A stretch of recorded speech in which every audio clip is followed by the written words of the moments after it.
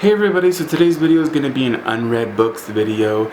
Yes, I haven't done one of these in a bit. I think I've only done one on this channel where I showed you guys some books that I have on my shelf that I have not read yet. And the thing about this is that I'm not worried about any of these books like a lot of people that I see. It does not really bother me that they're on my shelf and I have not read them yet, whether they've been on there for a month, a week, a day, or 5 years, 2 years, as long, as I have them on my shelf and there's something that I want to read. I'm not those types of people that start freaking the hell out when they have books on their shelves that they haven't read in a while. That's the point of a bookshelf. You have an array of books. But yeah, I'm gonna shut up already because I can go all into that and I've done it before. But yeah, so, and hopefully by doing this video I get interested in picking these up very soon. If not, oh the fuck well. But let's jump right into this. So the first one is The Spindlers by Lauren Oliver. I don't know when I bought most of these, so I'm not going to say when I bought it. Some of them I might remember, but this one maybe a few months ago. But I read Liesl and Poe by her and I loved it. For some reason, I'm not really into her YA stuff. Like, her YA stuff doesn't interest me at all, which is weird. But Liesl and Poe has become one of my favorite books of all time, which is weird because when something like that happens, you'd expect someone like me to read all of her books because I love that book so much. But her YA stuff just doesn't do nothing for me. But this is one of her middle grade books that I have not read, and I'm very, very excited for to read this, but I don't know when. But I wanted to read this in November, but I'm not in the mood for it. So I'm gonna save it though. It's really, really pretty. Then we have another middle grade book. Actually, next couple of them are middle grade, and that is The League of Beastly Dreadfuls by Holly Grant. Yes.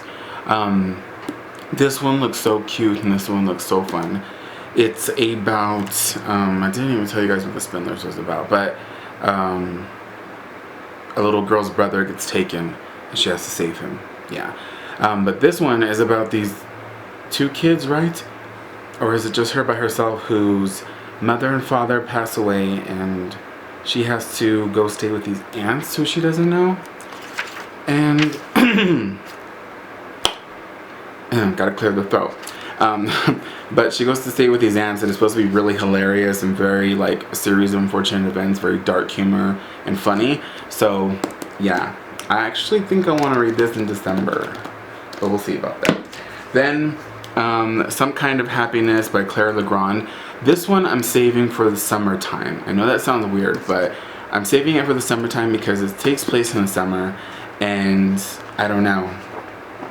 I was gonna read it the day that I got it in the mail because I had pre-ordered it, but I know this is about a girl who has depression, and I know it's gonna fuck me up, but I'm gonna wait till the summertime to pick it up. And also it's pretty big, so yeah, we'll save that for a summer read.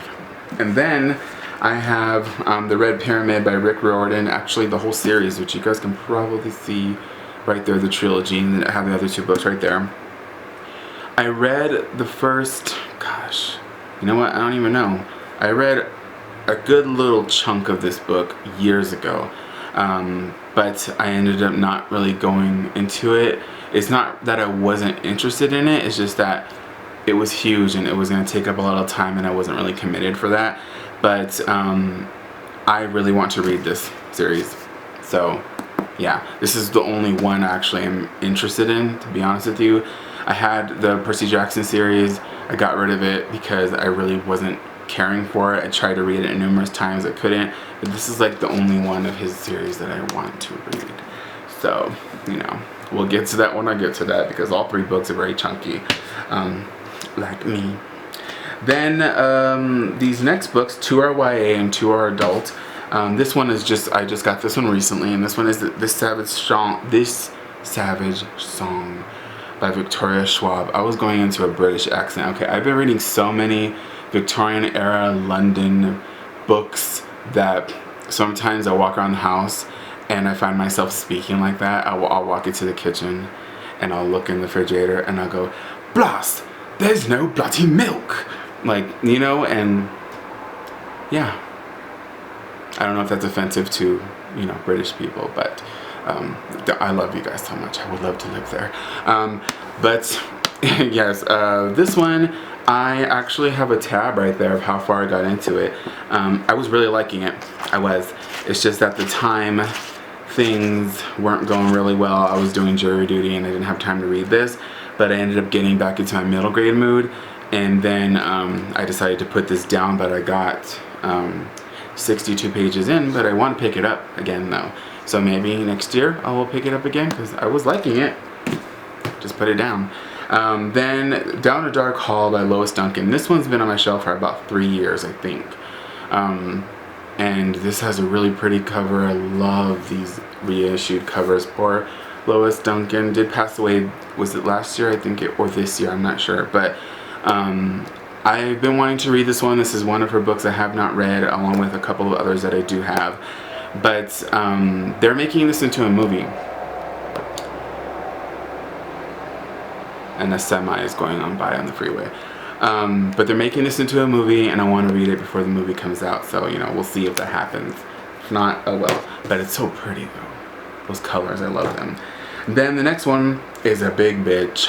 And this one is Nosferatu by Joe Hill.